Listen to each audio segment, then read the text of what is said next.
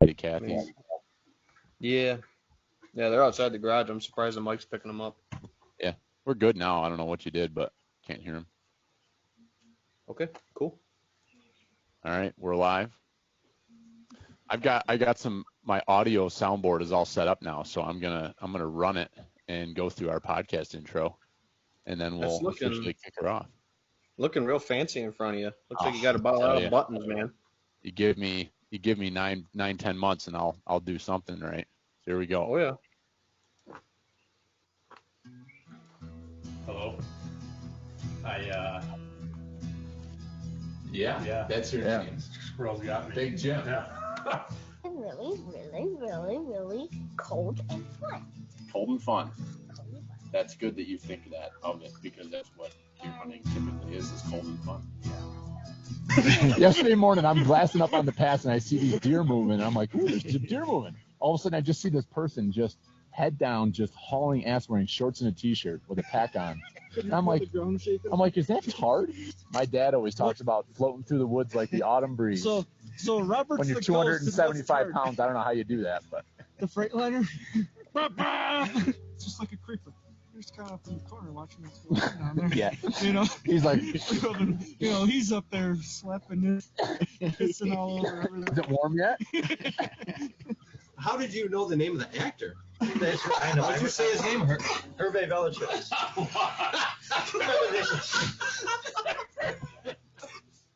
You know what pert near means. If you know what pert near means and you live in America, you're a redneck too. Welcome to the Log Talk Podcast, brought to you by Pert Near Outdoors. All right, we're officially live. I was going to run the HuntWorks promo, but nobody wants to listen to that right now. We got people. And Dan Dunnigan's logged in. That's awkward.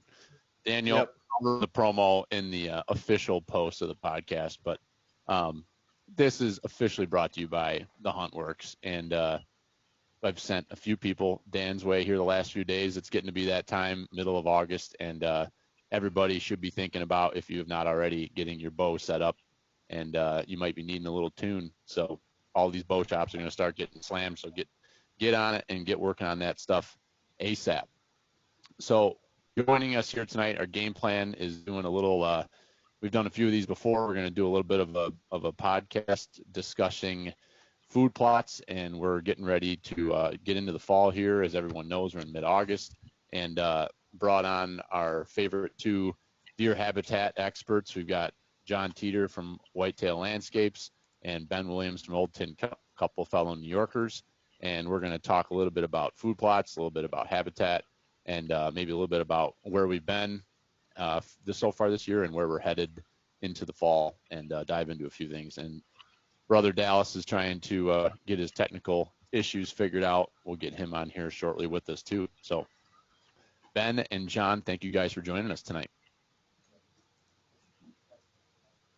Happy to be on. Same. John, how's podcast life going? You've gotten significantly busier, I can tell, because our conversations have slowed down. So I've got to imagine you've been a busy beaver. Yeah, it's just a lot of work. I had a call today with the juries about doing more podcast stuff with us, and it's hard to get these high-end folks. I don't know, it's a different industry. I'm not that knowledgeable, and I don't even want to try to be. But I'm happy that I have some of the people on there to fill up the gap of conversational space. We did a really good podcast that came out this morning on logging. One of the gentlemen I work with, my partner, he does implementation work, and he's working a bunch of jobs right now, and it's been nice to be able to share real issues, real problems, and trying to provide solutions to people, and not just theory, real implementation work. And I've kind of enjoyed sharing that. And right now that podcast it is the biggest habitat podcast in the country right now, which is crazy considering I'm only 33 episodes in. So we did a rating comparison, and it's the biggest one, which is holy, I don't know what I'm doing, but I'm doing something right. Heck yeah. Your So show, kudos Yeah. to all the guys that are contributing. yeah, amen to that. And your show is relatable and it's kind of diverse in your topics. You're not like just hunkered in and talking about the same thing on every single episode, which is interesting to me. And you're bringing value to guys like me, and I'm not real big into the habitat stuff when it comes to the food plot end of things. I'm the stuff you've done on timber and forest management and habitat on that end of things has been invaluable. Hearing different people's perspectives on things, and it's a lot of fun to see that developing for you. So good Yeah, job. definitely. And I would say if anybody who does follow the podcast, I appreciate it. The intention is just to share. And, there are, like what I said, the juries earlier is like, I have a specific topic that I want to attack in that podcast. And I think he's the right guy to deal with the topic. And I don't want it to be my thoughts all the time, because I'm a little more, I've got my own perspective on things, and that's not always healthy. You've got to bring a diverse perspective to the table. Like Ben and I right now, I'm sure we have differences of opinion, and I think Ben's, he's extremely knowledgeable, and, I think I am too at times, and, so it's good to have a different point of view. Absolutely. So Ben, how have things been for you? You've been looks like you've been out in the field quite a bit, working with clients. Things been busy. Busy. We got a little over 15 acres planted this past weekend, thanks to my buddy Nate, who's out talking to my wife outside the garage right now, and my dad helping out. But yeah, we were gangbusters, and we got over an inch of rain today, so luckily hit that timing, man. Watched that radar and waited for the right time, and we're able to jump on it, and got done with a new client in Orleans County today, and brand new property up there, new client, 40-acre piece that he's hunted his whole life. Finally had the opportunity to buy it, and he bought it for a very fair market value price, and I'm looking forward to the success with that. Sets up really nice. Picked it up with some tillable, so he's also got some income coming in from the property, believe it or not, to help pay for the mortgage and everything on it. So it's working out really good for him over there. Nice. That's awesome. Dallas, were you able to get connected through the phone? Yeah. Okay. Yeah. You if for all the time you just wasted 13 minutes, you could have just driven your truck up here to my house and you could be sitting right next to me. No one needs to see my face anyways. No, I know. It's especially this time of night. You got the scaries. All right. So I don't wanna kick the can too much, but I do want to start with something that's grinding my gears. I had saw a video Danny Boy tagged me in yesterday, and anybody who follows along with our podcast knows I get pretty excited about things that are going on in the hunting world and politics, not just hunting but conservation, gun rights, things of that nature. And I saw a video that had been posted by a guy from Iowa Whitetails. I don't know who he is. I don't know what his role is there, if he's like the head honcho or whatever, but he was just going on and on about all the threats that they have to whitetail hunting in Iowa and how they need to stand up as hunters and keep, stop the expansion of seasons and stop, expanding weapons so that you can use crossbows. It's like the same crossbow situation that we're having here in New York. And I'm so sick and tired of hearing about crossbows and archery season and I don't know where you guys feel on this whole thing, but I had that conversation with Dan Ladd a couple weeks ago, and more and more I'm starting to feel like part of this is just it's a tactic to divide us hunters. Like I feel like we've got so many bigger fish to fry than worrying about whether we should be shooting deer with crossbows or not during archery season. And I don't think it's going to have any impact on any of our experiences out in the woods. And I'm getting really frustrated with it because I'm seeing some of these huge platforms that are starting to really push this as our biggest concern in deer hunting, and I just don't feel like it's hitting home with me. So I don't know what, John and Ben, I don't know what your thoughts are. I know where Dallas stands, but I'm just curious where you guys stand on this. If you can get the job done better with the crossbow, I'd rather you be out there with a crossbow than a vertical bow. And I think that kind of sums up where I'm at on it. Other than that, some of these other states, comparing saying they got long seasons. look at New York's gun season compared to just about every other state in the country. It's not even comparable or relevant, man. The season differences are astronomical compared to our gun season. Yeah, the only thing I want to add is, it's I'm with Ben on this. It's all about, what makes you more effective and efficient in the field. Mhm. If you have a chance, and put yourself in the shoes of an animal, would you rather get shot with a rifle or a shotgun? A shotgun or a crossbow or a compound bow or recurve. Go down that line and pick what you prefer to get killed with. Put that in your hat of things to consider. Right. I'm gonna choose something that's more effective. And so I put myself in the animal's shoes, and we need to think that way. It's not about this this piece of equipment is better than that piece of equipment. What makes you more lethal? That is the question mark that people need to ask themselves. Amen. And I'll tell you, I think the argument of, with all these added seasons that we're going to see, worse and worse deer herds, and our deer are going to be more stressed, and we're not going to see the antler growth, and et cetera, et cetera. I don't know, man. I've been paying more and more attention over with all these cameras the last 4 or 5 years, and I know we've been doing a ton of habitat work, and our properties are getting better, but I feel like the consistency of the quality of the bucks are getting better. And from the properties that you guys are working on, I mean, are you seeing things are getting better, or is it kind of ebbing and flowing? Like, are you seeing improvements in your areas with the quality of the bucks? It's location specific. I mean, there's so many factors that play into that situation. Yeah. There are environmental factors, there's human factors. I mean, I'll just be honest with you guys right now. The biggest buck I have is a 120-inch 9-pointer. All right, he's a target deer for me. He's a 4.5-year-old buck. That's a stud in my area. He's a nice buck. The other buck's a 4.5-year-old buck. He's about 105 to 110 inches. He's my target deer this year. My target deer is 105 inches this year. So, I'm in Central New York. I'm not used to a high caliber deer on a consistent basis. And I'm planning ahead for, some of these 3.5-year-olds there's 2 3.5-year-olds that I'm watching right now. If they make it, one might make it. Limited cohort, limited deer. It's all about the environments that you hunt in. And if you're smart and you can work as a team with your neighborhood, I've got clients that work in conglomerates, and those cohort of deer that make that successional progression. That it's all in the eyes of the beholder. So I think people need to be aware and work together with your neighborhood. And habitat is a big piece of that for sure. Mm-hmm.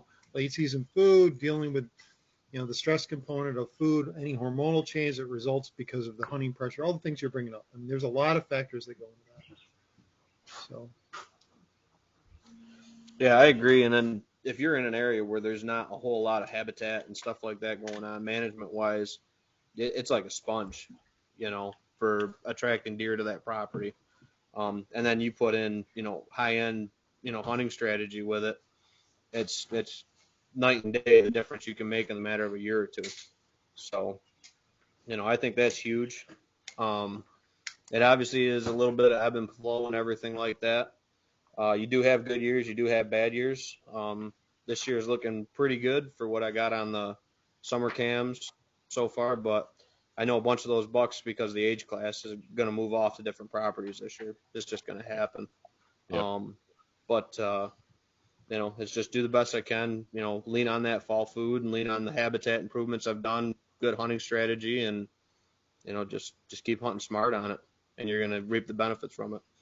Oh, and by the way, this is my food plot guy that's been kicking butt with me this past weekend, man. I couldn't have got it all planned without him. He's the brains. I'm the brawn, I guess. You're the brawn. And if that's the brains of the operation, that's freaking terrifying. Oh my God. So it's hard to think I'm the brains. I'm already seeing some. So Dan Dunnigan's in here, and let's jump right. I guess we've got some relevant topics, so let's just jump right into talking about current stuff. So for those of you that don't know, Ben is working up his own custom seed blends, and Ben's selling them as well as the Huntworks are selling them. So Dan commented in here that, and today was a perfect day because I know I saw Dallas out planting. I know you were planting, Ben. And I don't know if you by any chance were out throwing something on the ground. I'm sure you were, John, but we got that rain that came through this afternoon and it couldn't have timed out better. But Dan's saying that he just planted Ben's custom mix into a few plots. He's looking to add some winter, some greens into it. He's curious to hear what John and Ben would use to fill in some gaps and add some early season attraction. Or option E, do nothing. Ben, what's your custom mix? I'm not familiar. That's our. It's mostly a Nebraska blend. It's got purple top turnip, tillage radish, vivet turnip, jackpot turnip, which is more of a hybrid forage turnip, and then a Dixie Crimson clover for a good base with that in that mix. And what the Dixie Crimson also does is mixes into that blend at the right seeding rate, so you get about a 50-50-ish split with the Crimson versus the other seeds in that mix, so you can get a really good feel for how much seeds hit in the dirt and the spacing in that because it's inoculated in white. It's real convenient for that. Plus, it gives you a little bit of that spring forage going forward into the next spring too. So that's the breakdown of it. Like I said, I mean, cool. Label's right here if anybody wants it. You can make it yourself. No, that's cool.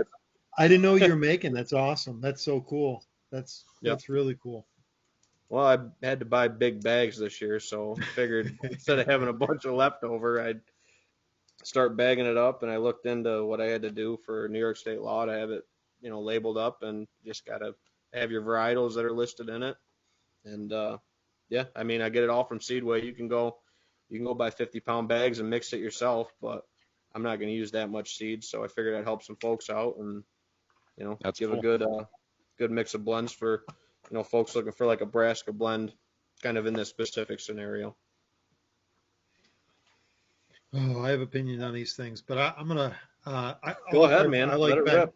No, I think that's all good. I think that's really cool. Like I didn't know you were doing that, so kudos to you, and that's awesome. Okay, so I'll just so what am I doing? What's today? The 16th. So I'll look at the rain cycles, right? That's my next decision. I'm looking at weather cycles to make my determination of what I'm going to do. So for example, a couple days ago I went up and I was just checking. I've got some resident. I was hand pulling weeds in some of my corn plots, but whatever. I'm cleaning up some areas, and all I'm putting in those corn plots in the next week is winter wheat at around 30 pounds an acre, winter rye at 5 pounds an acre, red clover at 4 pounds an acre. These are approximate, so you can take this for what it's worth. Okay, I'm putting this into corn.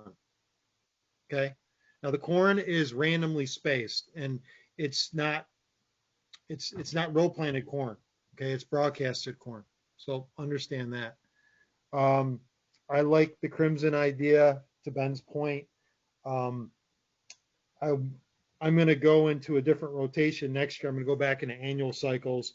I would do brassica, probably a hybrid brassica, and then a radish, a tillage radish. The brassica at about 1 pound. So pick your poison. It could be a rape, could be whatever. And then the brassica blend with a radish, I'd probably do about 1.5 pounds of radish, tillage radish, some type of deep rooted radish. That would probably be my combination for anybody that's trying to, figure out what to do now, because you get that quick, instant germination in regards to a grass. So that grain's going to carry you into that early season. Throw a 5 or 10 pounds of oats in that equation. Why not? And then you get the smorgasbord. You're going to be overburdening the ground, but it doesn't matter. We want smorgasbord. This is a buffet, right? The Ponderosa, you're going to make the Ponderosa food plots. And to Ben's point, I mean, that combination, plus maybe a few little extras. Throw some oats in there. That's an early season attraction that's going to do well for you. Why not, right? Something that's cool season. Some cool season grass and something that's a legume. Red clover is like, I love red clover. Red clover, for anybody who doesn't know this, red clover has to be managed a lot. It has to be mowed aggressively a lot. So I let it flower and seed out, early season, and I mow it. I mow the heck out of it throughout the rest of the season. Like I've mowed 3 times my clover this year, but I mow in patches. I don't know if anybody does it like that, but I mow in patches. I don't listen to the Craig Harper rule. I got my own system. I've done enough of this stuff. We have way different weather conditions than the rest of the country. Unless we have really dry conditions, I'm not going to mow. I'll mow all season because I'm not spraying any of my food plots. So hopefully I got off on a tangent, but that's helpful. Is that right? Oh my goodness, I can't believe you just did that. Oh, it's good to have you back on here, John. Well, this is great. I don't have to be tame. My podcast, I feel like I got to be like, that's why the people come here to hear you, because they get to hear the wild man himself. Oh, well, yeah. What about you, Ben? Any tips you throw different than that, Dan? Yeah. So typically over the top of that, or like a turnip mix or whatever, I'll go in bare spots. Might have had a little bit too much thatch from that top sowing and stuff like that. John calls it the no-till, no-drill method. Kind of just top sowing them. That kind of method with it. Going into bare spots with the cereal grains, filling it in. If it's a little light, you might have had that seed gate set way too high and ran out of seed. See a lot of people do that on properties. Medium red, like John's saying, is a great one. It does get real stemmy. It'll grow out of control. I've seen stuff that's almost, belt high because guys haven't been mowing it and it's just stemmy, and there's not a whole lot of forage value there with that medium red. So if, like you're saying, with John's perspective on it, keeping that mowed, keeping that nice and lush and flush, going into different sections of it would be good. But yeah, just top sowing in some grains, filling in some blank spots. I got some problem weedy plots with curly dock, pigweed, some really gnarly broadleaves, and those are going into cereal grains just because I can get an extra dose of spray on them with like a 2,4-D. We really get a good bite on them, and they're just going to go into a cereal grain because of that planting date now getting shifted. And they'll probably go in with a medium red, or I actually got a bunch of crimson left over. I'll probably put in a bunch of crimson with it going into the spring, and do a heavy crimson and a wheat, or a rye. You can use rye. The problem with rye is it can get super tall sometimes and just get too much organic matter, if you go straight planting with it in some applications. But yeah, definitely top sowing into that mix is pretty solid. Ben, do you have any, somebody might ask this question because you talked about 2,4-D. Do you have any plant back issues or residuals that you're worried about when you're putting down like the clovers or anything like that when you're doing that? Any concerns there? Yeah, I'm 2.5 weeks out is usually from spray date to planting date, before I'll even consider planting with it because of some of the soil residual in the 2,4-D. That's usually been a pretty safe window for me. I've heard a lot of guys say maybe 7 to 10 days, but I feel like that's not. I mean, read the label. The label says, I think it says 2 weeks. I think it says 14 days right on the label. So I usually wait 2.5 weeks, and that'll get me a little bit past Labor Day at this point. And then I should be good to go. You can plant cereal grains right up to, I've planted cereal grains and clover on the opening day of deer season. You can plant them right up to the opening day and opening week, as long as you don't have frost coming, immediately. I think one of the most important things that I think people should consider is you've got to look at the soil type that you have, right? If you have loomy soil, if you have, sandy soil, whatever the case may be, heavy clay soils, and matching the plant to that preference. Like Austrian winter peas, survivor winter peas, those type of peas, like they do good in certain soil types. Like loomy soil's ideal for those particular plants. They don't do well in sandy soil, for example, but they'll do okay in clay soil. Clay soil, you're going to tend to aerate a little bit more. So, go old school on some of this stuff. Like tillage, everyone thinks tillage is so bad. Well, some of the clay soils that I've worked on recently, you've got to go through a tillage cycle every few years. It's just you got to be very timely when you do that tillage, because if you wait too far into the summertime, it gets really dry, it's going to get really hard. And you want living material through that period. So you go really late or really early. Really late mean close to season, or really early in the spring period, assuming that you have the right conditions. A lot of the hydrology or the things you're dealing with soil is a factor and function of your decisions of what plants you're going to, employ. So to that point, consider that. And there's even way more to that. Like, I don't think I'm going to get into it here, but I mean, there's a lot that goes into some of these decisions on what to plant. But you could go old school way and just throw stuff on the ground. I'm sowing seed all the time, just throwing it on the ground. I'll kill a spot and I'll throw seed down in that spot to replace that plant, and kind of Johnny Appleseed style, and just have fun with it. And keep using that Ponderosa example, because that's really the best option for you. Give them a lot of variety, and don't just have a corn plot. That's a bad idea. And don't have a small corn plot for that matter. That's a bad idea. Don't have a small soybean plot. That's a bad idea. It's the variety of life that's going to be beneficial to your wildlife. Yeah. Dallas, what have you, I see you were out planting today. Why don't you go through what your application process is for us here this fall? I'm generally broadcasting clovers, brassicas, and then a little later cereal grains into my summer food plots, whether that be just a straight soybean field or the summer varieties. The fields that are grown up thicker with the multi-species summer plantings, that you can't just necessarily straight broadcast into, because you're not going to have enough soil exposure or sun. So that's where I've been using the corn planter and just driving over stuff and kind of knocking down a lot of the summer stuff and planting the fall mix into it. But yesterday I was just planting, just putting some brassicas and clover on top of the soybeans. Mm-hmm. And also there was a field that we had where the summer mix, it grew good, but it got taken over by grass. So that's where I had come in and sprayed that with Roundup, killed the grass, but also killed everything but the soybeans and the corn. So there I also broadcasted into. Yep. So you just gotta, as far as the broadcasting, it's small seeds. That's why Ben's mix looks the way it does. I take it as that you can broadcast clovers and brassicas and cereal grains, and as long as you can get them onto the ground, they're going to grow with a little bit of moisture. Anything bigger than that, you're going to have a hard time. You got to get it in the ground, whether that's tillage or some sort of a planter. You got to get peas and beans and bigger seeds like that. You have to get them into the ground a little bit. Dallas, what do you have growing in the second pond plot there? Is that sorghum? No, the stuff that's headed out there. Yeah, what is that? That's Japanese millet. Yeah, I've never seen anything like that before. I drove in there the other day. I'm like, holy crap! Like, this stuff is 4.5, 5 feet tall, and it looks amazing. But I had no idea. I mean, is that something the deer would browse on, or is that just something you're using to build kind of soil health? The reason I did that is it's a swamp.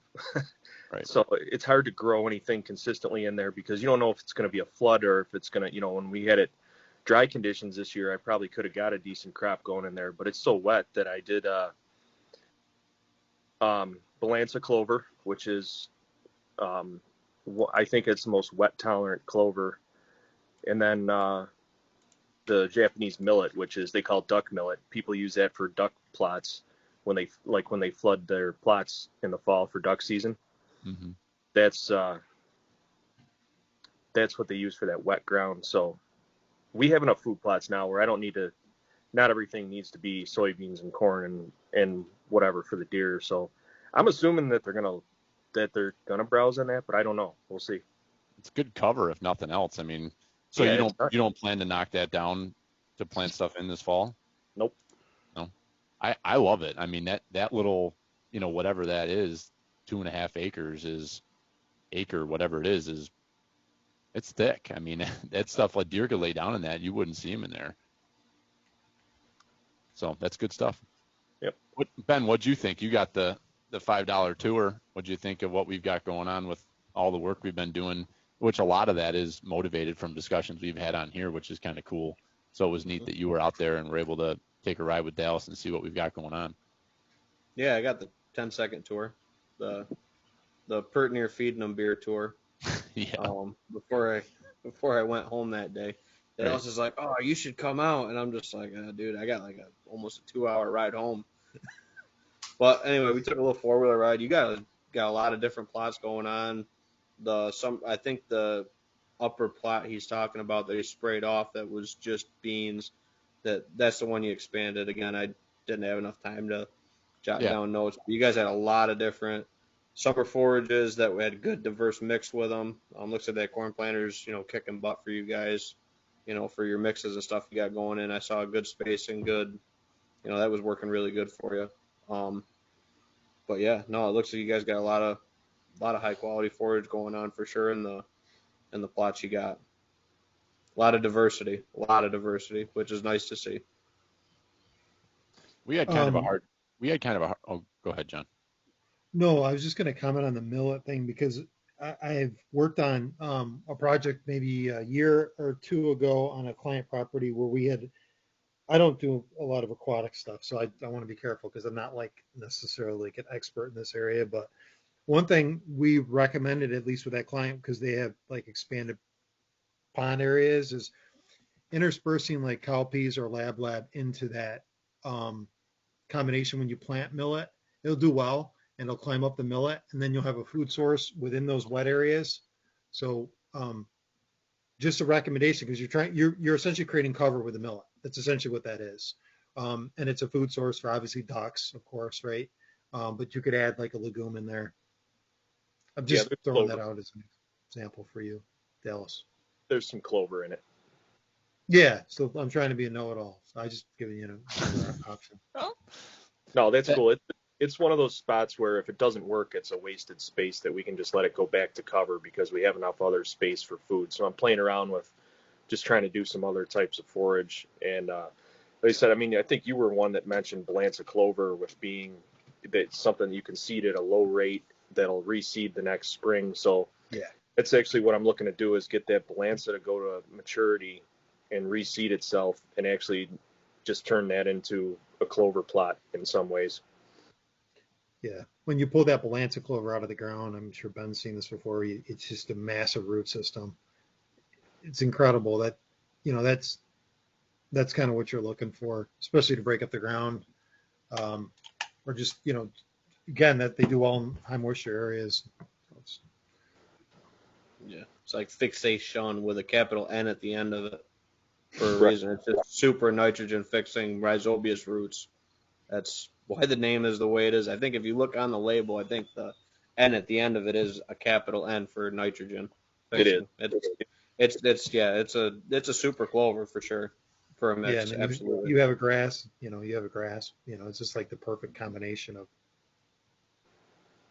Yeah, it's interesting, and we've kind of, I know my brother and my dad and my uncle Mike have been hemming and hawing about what to do up at our camp because those plots that Jimmy started last spring with clover. Well, I guess he started the fall before. I think he put rye in and did some clover and some different things from the guidance of you guys. And now, fast forward to this summer, those two plots are just, I mean, they are absolutely gorgeous, and they are getting fed on all day, every day. We're getting trail cam pictures of doe groups every single day. You name it, what time of day, broad daylight, they're out there just feeding. And for us, like we're in such a hardwood habitat down there where there's not a lot of that good green forage that they're just living there. Like we've always had cameras. We haven't had this many cell cameras that are all communicating together on the food plot. So it's hard to say like, is it that much better than it was in the past? But it certainly seems like we're able to sustain more deer right now on that property just because of the tonnage of food we have, and they're just mowing it. And we're kind of at the point where it's like they're having the discussion of like not doing anything with those plots and letting them be throughout the fall, maybe broadcasting some stuff in. What do you guys think? Should they just leave it, or should they broadcast some stuff in for maybe some winter growth, late fall, winter? I've seeded wheat over the top of clover. I mean, if it's a mat of clover, it's going to be hard to get any sunlight down to germinate. But if you got some, a little bit of spotty section of it, or it's thinner, I have put, cereal grain into the top of it before. I've tried, and I'm going to try to do it a little bit more in some of my clover this year that's not full on flushed. To put some brassicas into it at a pound or two an acre, to kind of, put in a little bit of extra forage into it. But yeah, I'd be interested in John's take on it. I know I've seeded cereal grains into it before with success, especially stuff that might be struggling or on the way out. Something that you might have been controlling the grasses on in the summer and stuff like that, and got that kind of weeded out, and you want to put a little cereal grain to it for, going into the fall. Yeah, I guess to add to that, it's August 16th is the date today, so let's, just consider that from a timeline standpoint. I would probably go in and I would mow it down to 6 inches. And just prior to mowing it down to 6 inches, I'd broadcast about 50 to 70 pounds an acre of triticale, winter wheat, about at that rate. So you're increasing your rate, 30%. And then if you set back the clover a little bit, you'll give a chance for the grass to germinate. And then going into next season, now you have something consuming that nitrogen, giving kind of away the opportunity for some other grasses to creep in those areas. You'll get swamp grass, crabgrass, orchard grass, right? So you get various grasses that'll, benefit from that nitrogen fixation that's going on there. So I would consider adding, something to that mix that is of a grass to fight the grass.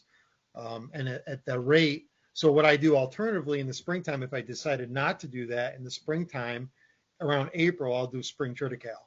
And I'll do it around the same rate, about 70 pounds an acre, roughly 70, 80 pounds an acre, depending on how much I can get a hold of. And I'll broadcast that. And then it won't vernalize, but it'll grow up, and then it'll create some shade effect. Well, it will vernalize. I believe triticale will. Winter rye will not in those instances. So if you spread it out, you might, no, it definitely does. What am I talking about? I did it this year. It definitely creates seed head. Spring triticale does. So it'll establish itself, and it'll produce seed. And then depending on the density, maybe you just let that go to seed in the springtime, and and don't even waste your time. Creates a little bit of fawning cover. Right. So that's just a simple option for you. But you could throw some other, like to Ben's point. There's a bunch of things you could do. But set back the clover. Yeah. It'll help you right now. Yeah, I know. Like Actually, the discussion Go that ahead. who's got the police after him? Is that you, Dallas? Is everything all right down there in the house? That's coming on the backside of 488 over here at my house. I can't believe my mic's picking up this stuff tonight. This is what happens when I go out to the garage instead of I'm down in the office. This is the problem. Yeah. So, there's just this mentality with Dad and Jimmy up at camp that they need to kill the clover and turn it up with the tiller so that they can plant their fall food plot stuff. And I just, from this discussion, I just don't feel like we need to do that. I think we can keep things growing, mow them down, to your point, from what you guys are just saying, mow them down and broadcast in the seed prior to mowing, and just whatever takes, and it will continue the progression of things growing all 4 seasons, correct? I mean, is that how I'm understanding what you guys are saying? It's not necessary to take the tractor out there and till it up? Are they just tilling to till? They're just I'm just wondering why. If you have a lush growing green food source that you can manage and maybe add some grains to it and stuff like that, why would you terminate and go out there and till it? Just why? That's my simple question, I guess, with it. We'll ask the old retired Big Willie, why? Why, Dad? You have all the time in the world. He's retired. That's why. That's why he wants to go out there and play on the tractor. Exactly. He's got the time. Well, tell him to stop right out to Syracuse, New York. He can come do some work with me if he wants to waste his time. There you go. Put the man to work on something. Yeah, good. we got a couple timber jobs right now. We tell him come out. We'll have him cut with us. Perfect. Yeah, he's got a Brady chainsaw. He's got big, strong guy too. Yeah, that's right. Strapping fella. He's getting ready for an elk hunt. Yeah, that's not. You know what? Hey, his services. He's cut. We got it. We paid for our property with cutting firewood, so he's dropped a tree in his time. So if you need somebody to work on your site, there's your guy, Big Willie. Yep. Pay's not great, but it's a good time. he doesn't care about the pay. He's on a state pension, man. He's living the dream. You kidding me? Oh, He just needs to keep his income below a certain level so Aunt Kathy doesn't come after him. So I think you answered my question there, and I'm looking forward to Jimmy and Dad listening to this and getting their butts up there in Naples to do something. You could add. Why don't you add chicory to that mix? If they want to just like continue to add a little chicory? I like it. There'd be no harm in that. There's no harm, no foul. Nobody's getting hurt. Yeah, I won't. I mean, you won't get anything out of it this season, but next in the spring it'll pop up. I mean, it'll be there. It'll just small. Dad, amounts. if you'd like to speak for yourself, Dad, you can call in. He's on here. He said we decided to broadcast and mow our winter crops, grains. As you said, Whitetail a viable food source. Look at that. He's on it. I'll be damned. It's amazing. See, we're changing lives here. Pert in Your Outdoors podcast. This is fantastic. All right. So we got Joe Sancho asked a question. Are you guys spraying anything on your food plots like Plot Start? I know I'm seeing a lot of people using that.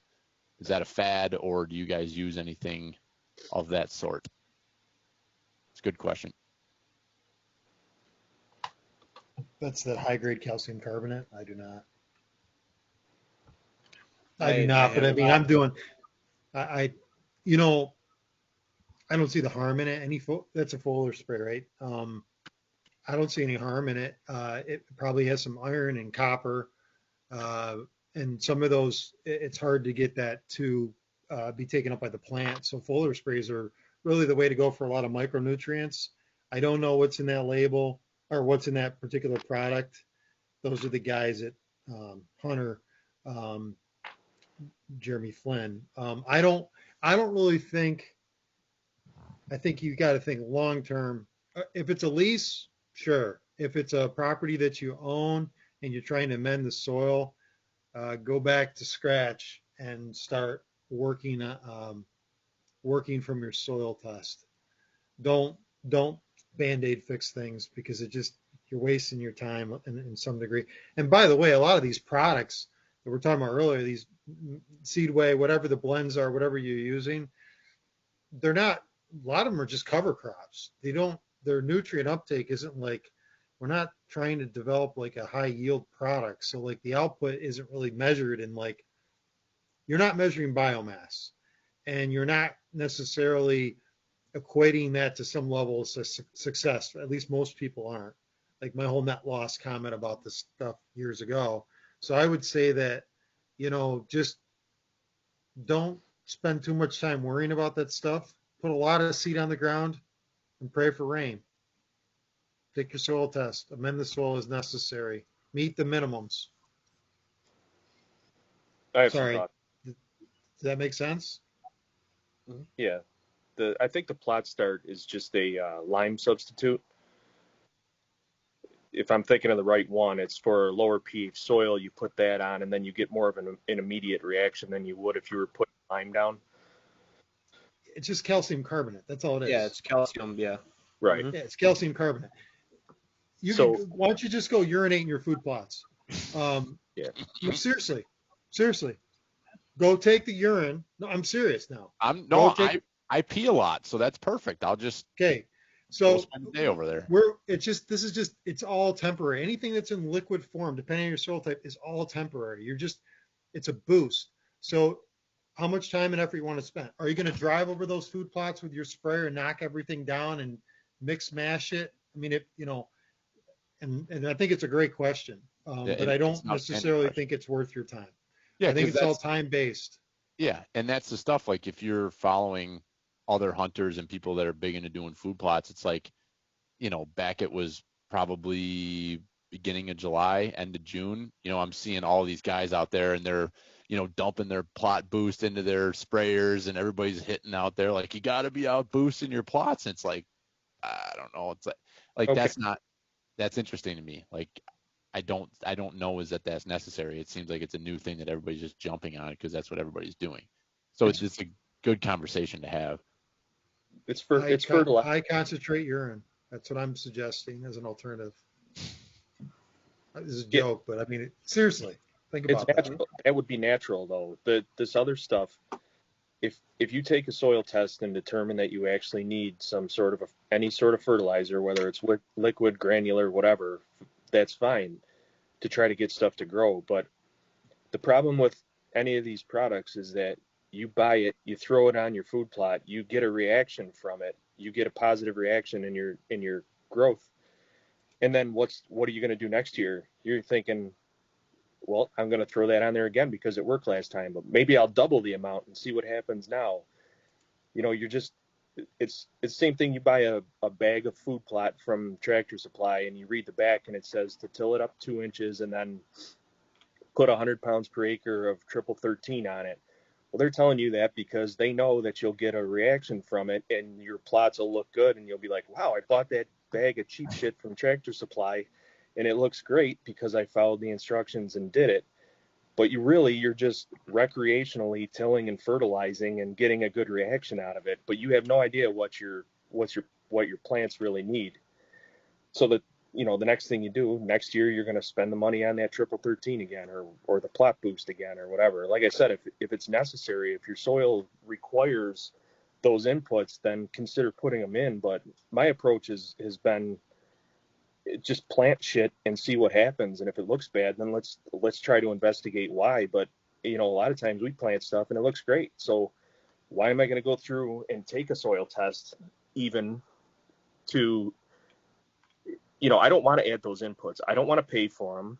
I don't want to deal with the negative impacts on the soil or the plants. Again, if you have bad conditions, then do it. But just putting stuff on randomly and then seeing what kind of a reaction you get out of it, you're not really learning anything. Yeah, and I feel like all three of you guys, Dallas, Ben, and John, you guys are all in that same boat of that your goals are long-term goals to improve soil health and let the soil and the nutrients in the ground do the work, and you don't need to continue to add these different add-ons, these different liquids or fertilizers just to make stuff grow. Am I right there? I mean, I think that's the long-term plan from all the discussions we've had, is that you just want to constantly be building soil health.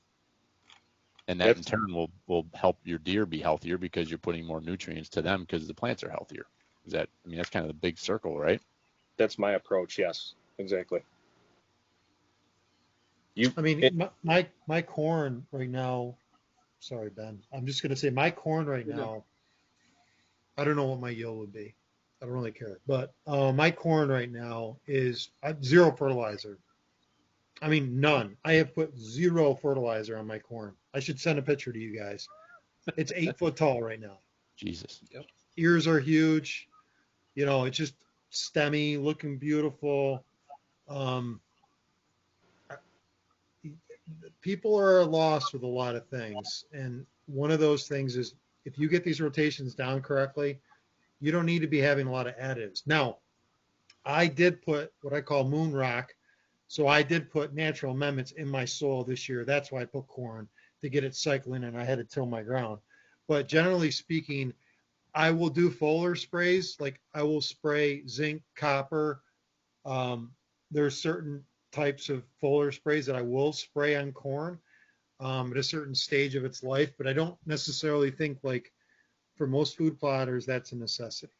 And I think we should just try to keep it really simple, because a lot of this stuff will just grow on the ground.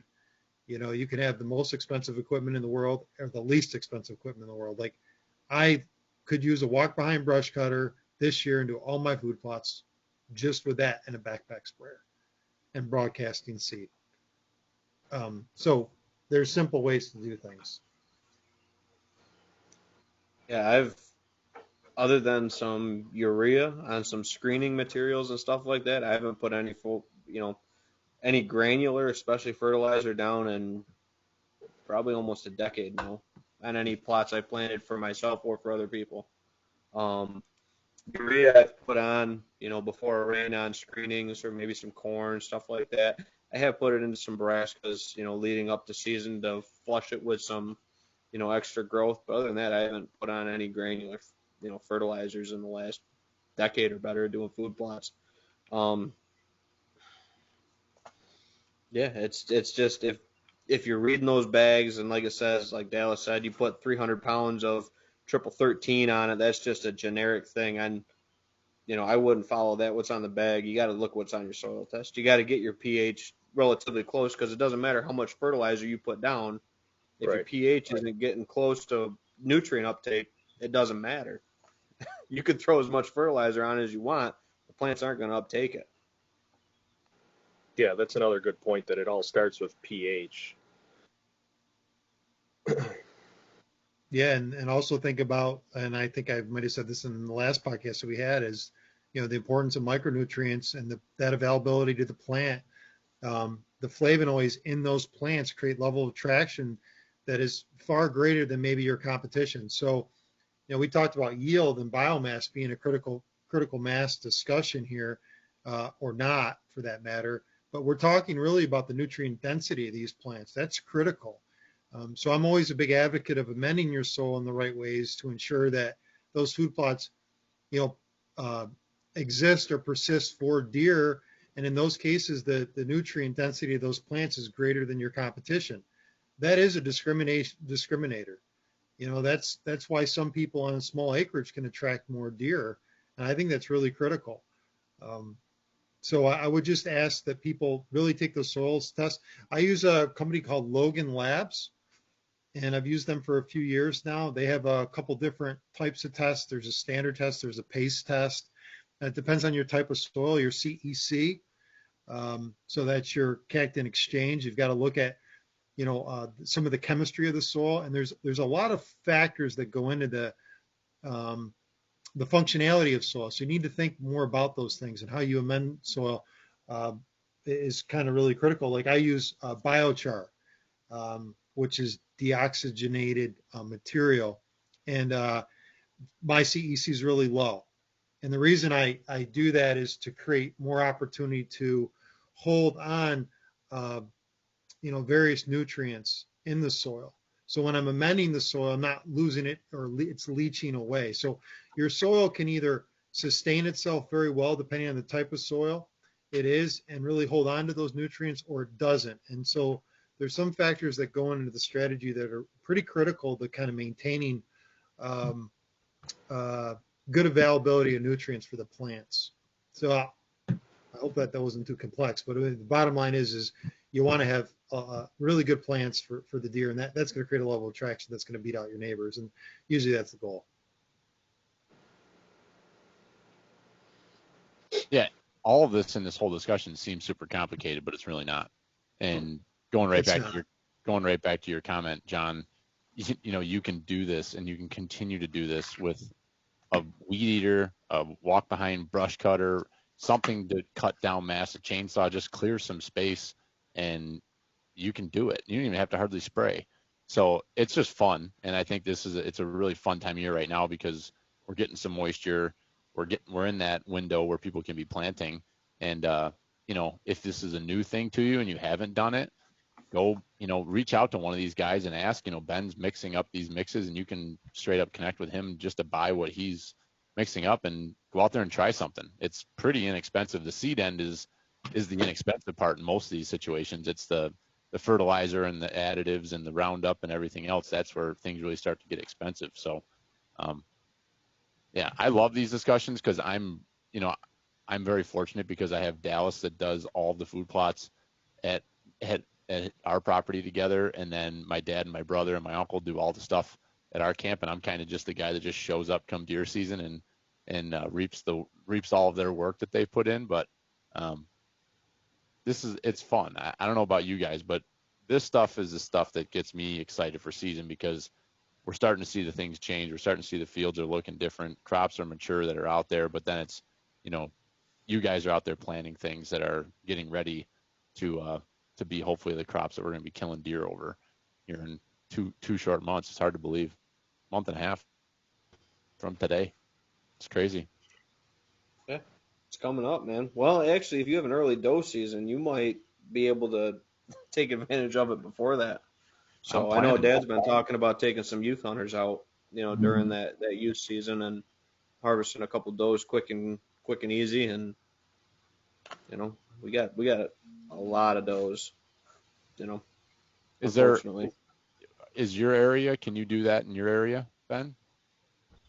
Yeah, we're 8F. We're eligible for 8F. that program, and that's also youth eligible, which we just looked into it to try to figure it out because we're trying to line up a couple different youth hunters to come out to our property, and it's almost going to be like a I don't know, nuisance permit doe hunt, kind of like, with the early season harvest. With that is it'll be set up on a plot, quick in, quick out.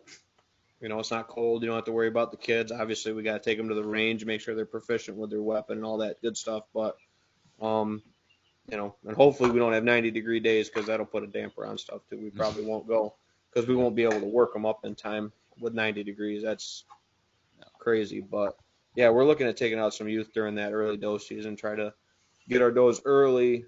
We usually take a few early, one or two, late season. I guess it all depends. Our rule is doe groups of 6 or more, you take a doe out of it. And that's, that way we don't have a threshold of 10 or 8 or whatever it might be a particular year to take for does. It's usually a group of 6 or more, mature does and fawns. We take a doe out of that group. That's just our kind of rule of thumb that we use as a barometer for keeping those doe groups from getting into those big 10, 12 doe trains that you might see, coming into an area. Interesting. Sounds like good hunting. Yeah, Very that's good hunting. Yeah, and I'm just thinking, did you get to hunt that season last year? I don't think anybody in our crew. Well, I know back home, Jimmy and Adam. I know they hunted it up in Naples, but did you hunt it, Ben, last year? The lowest temperature I had during that season last year was 82 degrees. So no, I did not. No. Well, Dad's got the walk-in cooler at his house, so there's no concern about what we do if we shoot one. So I'm definitely going to plan on trying to get out. I'd like to try to get out for one evening and then spend the night at camp and hunt the next morning, maybe a Saturday night and a Sunday morning. But I'm interested because obviously I've never hunted deer that early, and I'm thinking it's not uncommon to see those groups of does hunkered up together if they're traveling from food to bed. It's not out of the ordinary when in that early season to see, I've had early archery hunts where I've seen 8 or 10 does together. So I really like that approach. I'm probably going to put that to play. Yeah, if you have the need, again, and that's where it comes back to your decision as a land manager for your property. If you have the need to do that, or to harvest that doe early to make sure you have some venison in the freezer, I think it's a great opportunity in those specific zones, property specific, to that zone. If you're struggling with a deer population, or trying to grow a population, I wouldn't be out there whacking does in September just because you got the season to do it. It's property specific, just like any of it. Just because you can draw, in my zone, I could probably kill almost a dozen deer a year, bucks included, in 8F. Am I going to do that? No. And it's not sustainable. So you have to take a step back and hunt different properties or whatever, but you can't, realistically take that off of one property consistently and have, not any negative effects as a result of it. Ben, will you be using you guys will be using guns, obviously not crossbows or bows, correct? Yeah. Cool. Yeah, it'll be rifles from, comfortable distances from, tower stand locations, quick on, quick off hunts, 100, maybe 120 yard max shot from that location. Some of the stands you might be able to shoot 150, but obviously new hunters, youth hunters, stuff like that. It's not something we're going to, stretch them out there. And if they're out there, it's just cool to watch them, out there on some of the plots and stuff like that too, and get the youth out there. And at a time when it's not, 30 degrees out and you're trying to get them out there and, get them excited about it, you can hang out there in the blind and, bring a snack or whatever with the kids and, and enjoy some time in the blind with them. And, I think it's a good time if you have the opportunity to do it and if you need to do it. And again, we're not going to just shoot a doe that comes out on the field necessarily, maybe just a shooter either. If it comes out with a group of them coming out to a plot, and we got cameras on them and stuff like that, that we might need to take a couple does out of a specific area of the farm, we might take a few with the youth. And other than that, it might just be sitting out in the blind and crunching on some cookies and watching the deer come out. And there's nothing wrong with that either. You don't have to kill them. No. Yeah, I just, you're thinking now, we talked about the season length, and you're talking, September through January, right? I mean, our season is long, so, you're looking at the volume of pressure, September, October, November, December, January, into January, whatever. So at least 4-month-long season. I mean, the state needs to start really reconciling that a little bit and having some real parameters to improve the quality of hunting across the state. And it varies all over the place, right? The Adirondacks is a lot different from even the southeastern part of the state. I do a lot of work down in those counties, and then you get back up to central New York, the hotbed, Syracuse, and then we go out west to, not so good, but I'm just kidding. Really good hunting out west, and it's just, you're asking yourself, how do you manage the deer herd throughout those different regions? And there's definitely different philosophies, and I think the biologists need to do a better job of thinking through that more in depthly and being more persistent. And I think having that early season is a good thing for you guys.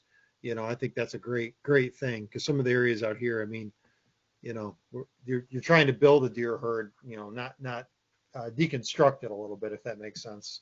Yeah. So from what you're saying, John, you're saying you like the idea that the areas where there is the high deer density and they need to control the populations a little bit more, they're doing it with that selective early season doe hunt rather than in the air. It's not a statewide thing. It's a regional thing where they have those high numbers. That's what you're saying.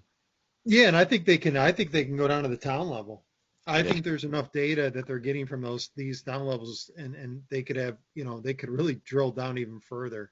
Probably not the manpower to do that, but I think you could really get individualized in some of these areas, and Well, and there's a lot of towns that are starting to look into that themselves. I know the village of Honey Falls, they've never allowed hunting. This is going to be the first year, I believe, that they have a hunting program that you have to apply for, and you have to get into the whole system. But I know there's other towns around the greater Rochester area that's doing that, where there's high populations. I won't blow up anyone's spot, but there's somebody who's a listener on here right now who's got a little honey hole in the town he lives in. And those are outstanding opportunities for people.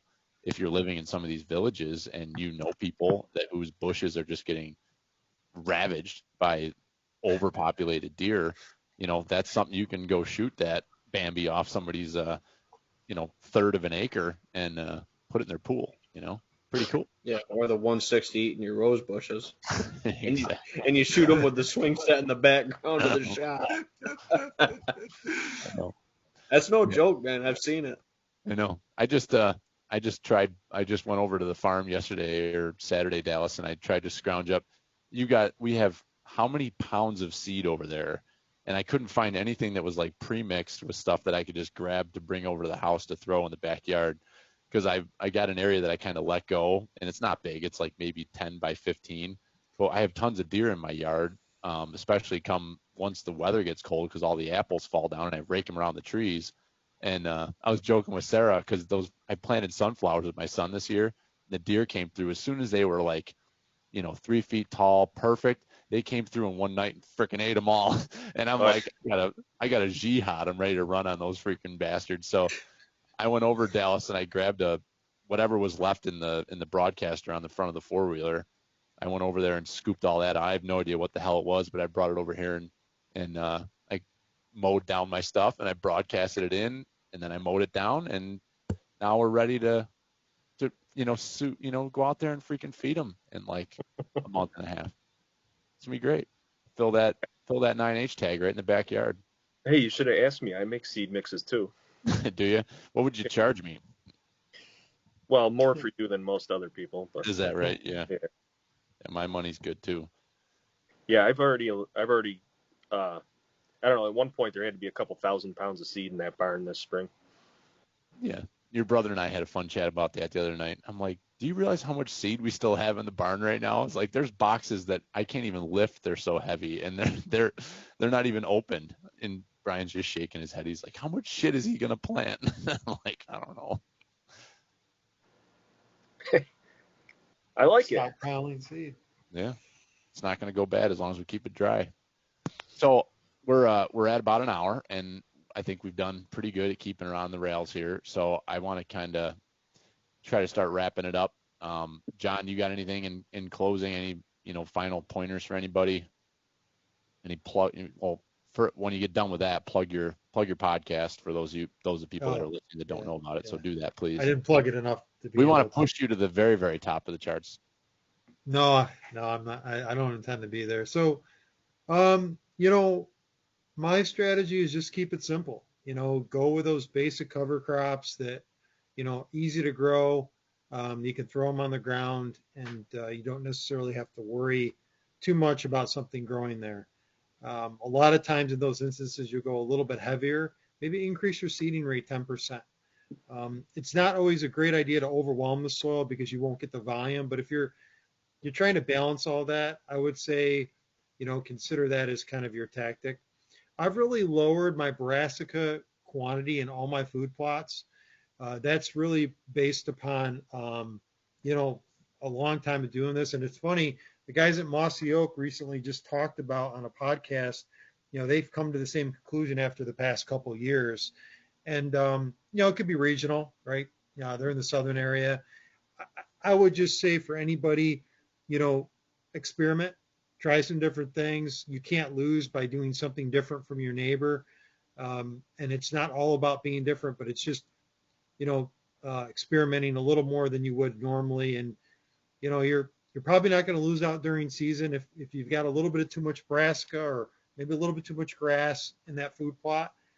Make sure you're planting stuff that deer eat, and then think about what that plant's going to do the next season. Does it get killed by their winter climate, or does it survive? And if it survives, how are you going to manage it next season?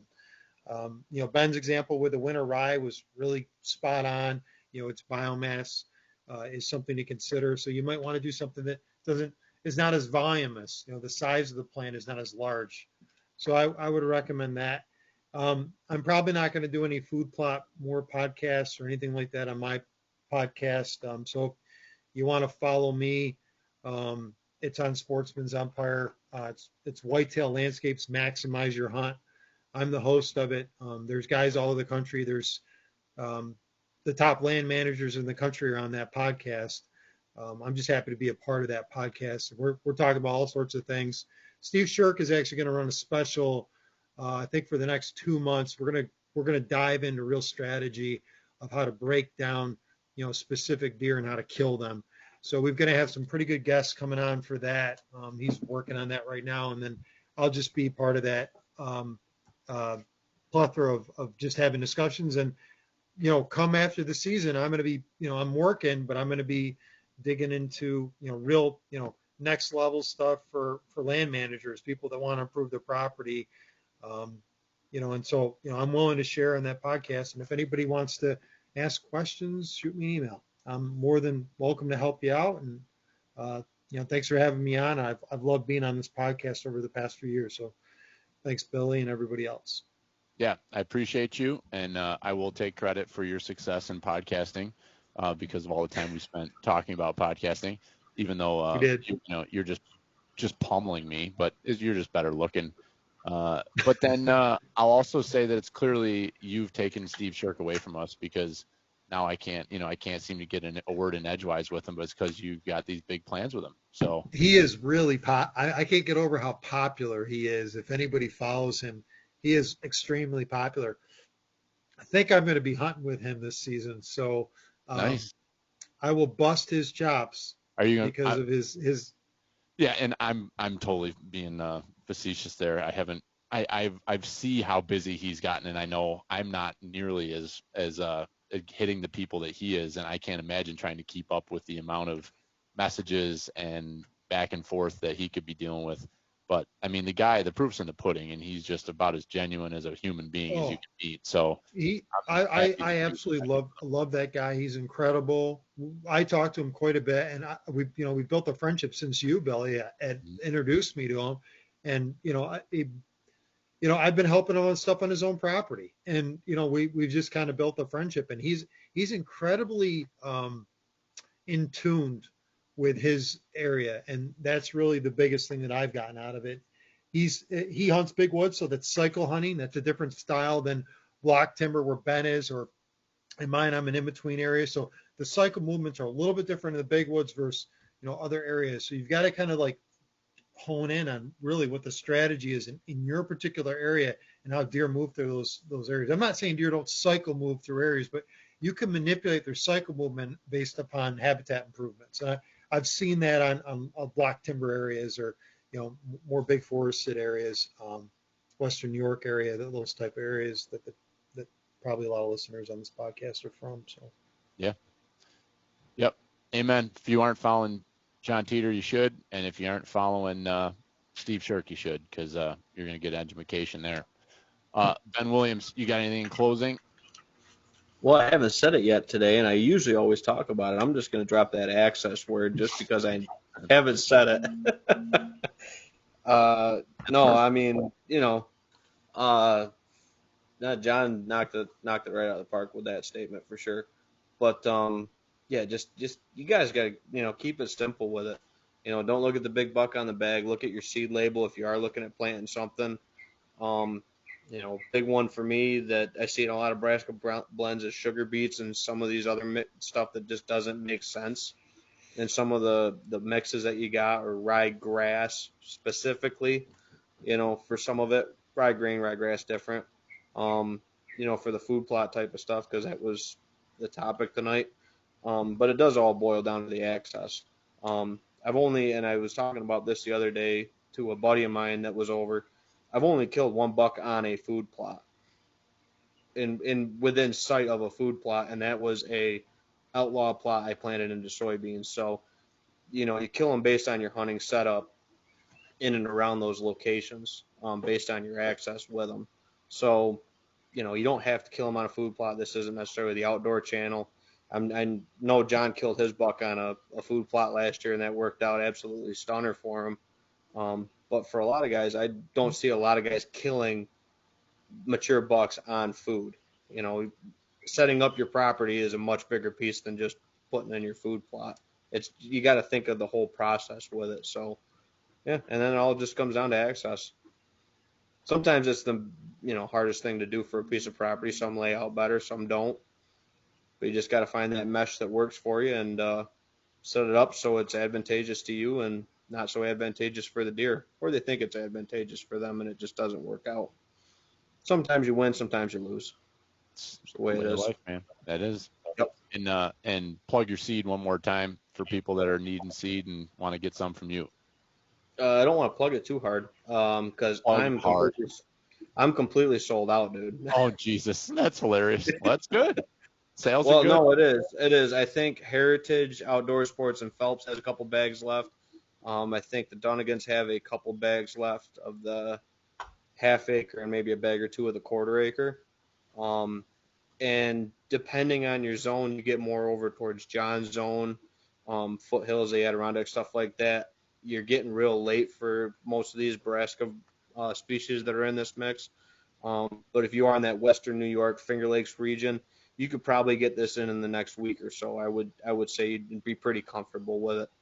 But again, just watching that rain, if we didn't have this rain coming with this last planting weekend, I would have probably pushed it off to this following weekend with my planting.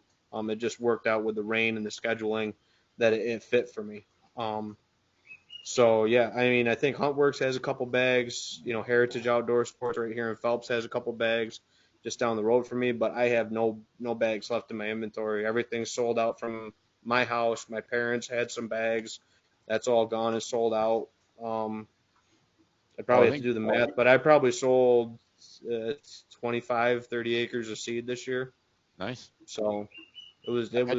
I I bet you It Dallas hit like could be a wildfire, bag dude. I for was you. not expecting that. I had to go buy more crimson clover. I had to go buy more radish. I was selling stuff out. Was not Are you expecting doing it, spring? but Are you doing spring blends too, or? I didn't plan on it. Oh, You might But be. Did you hear that, Dallas? We got maybe the business demand's there opportunity here. for it. I don't know. yeah, I'm Yeah. interested. If you're going to do some spring blends the next fall, I'd love to. Yeah, I'd love to probably buy some from you. So, yeah, Yeah, absolutely. Absolutely. But We yeah, could- no, we could be I wasn't expecting up west. that level of interest from it, at all. It just kind of worked out. Cool. But yeah, and if anybody's interested, I do, some stuff on, Instagram, Facebook, YouTube, Old Tin Cup, Habitat Restoration Enhancement, John stuff. I listen to John stuff all the time when I'm at the college working my 9 to 5, mowing the soccer fields and stuff like that. I throw the podcast on the headphones and I listen to it. So I'm one of the guys that gets them into that top 10% for sure. hey, you better give me a 5-star, buddy. Oh yeah, No, I listen right along, man. Absolutely. No, it's always All right. good content with John stuff. Thank you. And I think we do complement and contrast each other to the right levels. And that's the thing I've seen with working on properties that other consultants have also been on. It almost puts too many, pieces into the puzzle. But that's why I tell people, talk to these consultants, fact check them, talk to maybe other clients, referrals and stuff like that, and find one that might fit for you with it. Because I might not be a fit, John might be the better fit, or somebody else might be the better fit for you. Everybody's going to look at a property. John will write it up different. I'll write it up different. There might be some similarities, but you're not going to get a broad brush stroke. That's what everybody would write up for it. It won't happen.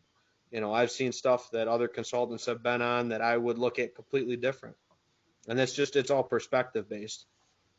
So, Yeah, and I think the open up perspective. my stuff. I think that's important. I think the perspective of, I think you need to ask the consultant precisely like what's his experience hunting these particular areas and understanding. Like we just talked about cycle of movement. That cycle of movement is going to vary based upon your terrain features, right? I was talking today with a client specifically about, how thermals move through an area. And I was listening to a podcast with the DeQuistos, and I'm like, man, they think they know a lot. And I think they do in a lot of capacity, but there's a lot more. I mean, soil plays in how thermals lay out in a particular property. I mean, it's just, there's a lot that goes into it. It's not just, air moves through terrain in certain ways. You really got to look at, the vegetation type, the soil type. So it's really getting in these little, like these really high level detailed discussions that are going to get you over that hump to make that kill, because it's a game of inches if you're trying to kill a particular deer in a scenario. And in some cases you have to be very aggressive. And like I started right off of this podcast, say biggest buck I got to 120 inches, 4.5-year-old buck. I'm very excited to go after. I'm actually not even going to go after that deer. I'm going to go after a smaller buck, because I think he's more of I have a better opportunity to kill him. Not that I won't kill the 120 if he walks past me, but I mean, it just goes to show you we're dealing with such different environments, and it's critical for you to be realistic for what you're hunting. I've got clients in the Western New York area. They have 170 class deer on their property year in and year out. You'll never see pictures. You'll never hear from them. They're clients of mine. I'll never share any photos of them, but I'm telling you, the caliber deer in some of these areas is so much. It's so different, and it's fortunate for people in some areas. In other areas are just rough and tough, and you're building your skills out of necessity and trying to be innovative. And I like the innovation piece of it. I think, the more we can innovate and learn and come up with new strategies, I think the better off consulting and otherwise, I'll be and you'll be as a client. So just to pile on, I think that's really important. But I think you should stay with New York-based guys because they've hunted New York, and I've advocated for that. I've gone out west. I don't know how many trips this year out west: Wisconsin, Iowa, Ohio, what other state? Illinois, one other state I went to. And I'm telling you, talk about easy. I'm sorry, those guys, if they listen, talk about easy. Totally, the hunting is so easy. And I'm not trying to bash them. It's so simple. You don't have to do anything sophisticated to get deer killed. Here, it's a grind. it is a tough environment, period. And I think I would challenge those guys to come out here east. Absolutely. Any consultant, anybody who's hunted, come out here and hunt and experience this environment. Yeah, the northeast is tough. I've heard that from deer all the way down to turkeys. The deer and the turkeys here in the northeast are some of the hardest ones to kill, consistently kill, good ones. Yeah, and that's why I think it's so valuable to have this podcast that is still one of the few. You've got yours, John, but you're kind of touching base on all different areas, but there's just not a lot of content being put out that is New York based, Northeast based. There's only a few of us. And like, this is relevant content to people in our areas that are out there trying to get it done. And you aren't going to have a 170-inch buck every year to chase. You might every 10 years, but your case in point, John, I mean, you've been busting your ass on your property, and you can only shoot what lives on your property. You can't shoot a 150-inch buck if you don't have one, and you may never have one. It's just the reality of life. And if that's the only reason why you're hunting is for how many inches your deer scores, and you're probably, then you're not in it in my opinion, you're not in it for the right reasons.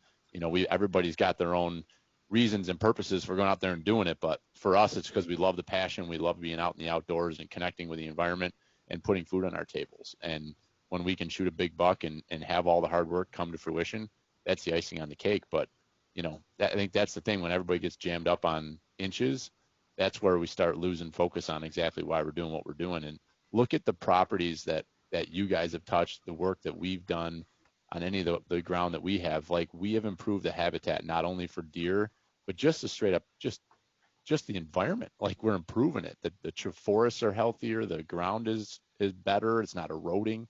So, like, we're doing great things as hunters to help improve the environment in whatever capacity we can, even if that's only 5 or 10 acres. You're doing good. So that's the beauty of these discussions for sure, and getting out there and engaging on your ground. It's awesome. Dallas, you got anything to wrap us up here? Why don't you talk a little bit about the podcast we got coming up Friday? Sure, yeah, because I think these guys have summed up this conversation pretty well. It's always good talking to you guys. If you do like this discussion and you want to dive further into this topic, we're going to have Keith Burns on from Green Cover Seed Friday morning. So we're going to get maybe a little bit deeper into soil health and cover crops and diversity. And we're still going to relate it back to food plots and deer, because it's ultimately what we talk about here. But if you like this discussion, I'm sure this is going to be a good one coming up on Friday. Yeah, so we'll be broadcasting that live on Bullhorn and on Facebook. That'll be in the morning. Was the best time where we could connect with Keith. So 9 a.m. Eastern Standard Time, we'll be broadcasting that live for anybody that wants to jump in. And if you're out working and you can't tune in, you can listen on the Bullhorn app live if you have that desire to do that. But very much looking forward to that. And I'm interested in talking to Keith and hearing his perspective. We're talking so much about deer, but on the bigger scale with agriculture and what some of the things in the thought process and the cover crops, I think that's fascinating for people to understand what today's agriculture is trying to do to, reduce, greenhouse gas emissions, carbon issues. I think a lot of that nobody realizes how much, and that's something Dallas turned me on to, and I hope we can dig into that Friday, is, how much carbon is released every single time that ground is turned up, especially in the Midwest. Fascinating stuff. So I'm very much excited to have that conversation with Keith and learn a little bit more about that myself. So been a great chat, boys. I appreciate everybody jumping on. And Dallas, I think we need to start mixing some seeds and competing with Ben. I think there's money to be made. Yeah, I'll send this kid. I'll send you my mix. You could sell it. It's fine. There's no secrets, man. Sell it. It's on every bag. So I'm not going to compete with Ben, but if you want to know anything about food plots, just ask me. I'll tell you. Believe me. For free. Yeah, exactly. Yeah. I've got tons of free advice. So. Yeah.